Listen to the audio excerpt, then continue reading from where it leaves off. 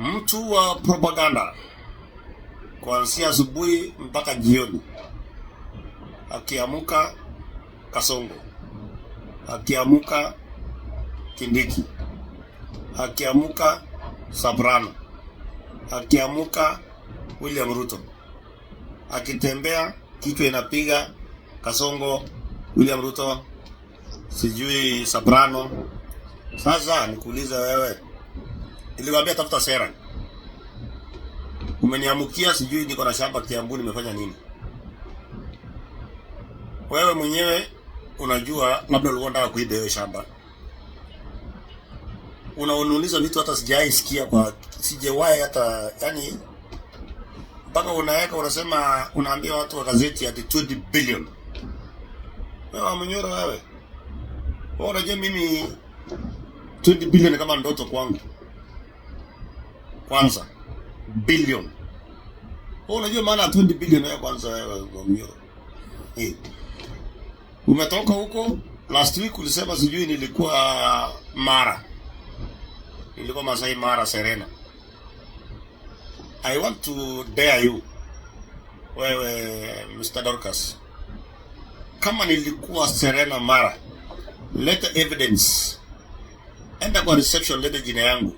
Uliza kama nilikuwa Serena Mara. Unachafulia watu jina left, right and center. Ule jamaa wa IDC sijawahi muona, sijawahi msalamia. Yani ati tulikuwa na ndutu. Sasa wewe nikuulize, tunaenda kupanga Imuru wa Digiri. Imuru wa Digiri ndio mali tunasapanga ati kuiba kura. Wewe ni mtu kumbafu, wewe ni wazimu. Wewe Mr. Dorcas. Umetoka hapo, umekuja umesema sijui ukusema watu waende maandamano waende na mafuta. Wewe mwenyewe na mdomo wako uliongea sijui hata wiki moja ilikuwa last week. Naona jana umekanusha. Mimi nakwambia wewe unaenda kuwa chizi. Hebu jipeleke hospitali wakupime pressure, wakupime mambo mingi na hata akili. You have a problem, my friend. You have a problem. Maneno ya mafuta ni dunia mzima. Na nilikwambia ongea hata vitu zingine yenye jinsi wanaweza kusikia.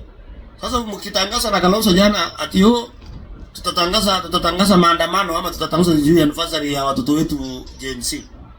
Kwanza nyinyi mna Gen Z kwa nyumba. Wewe wamepita Gen Z, msi ndio tuko na Gen Z. Fanya hivi.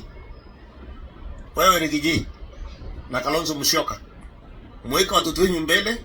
Kwa hiyo maandamano hayo masiku mnasema ndio sasa watoto wengine wafuata, na lazima muweke watoto wenu mbele.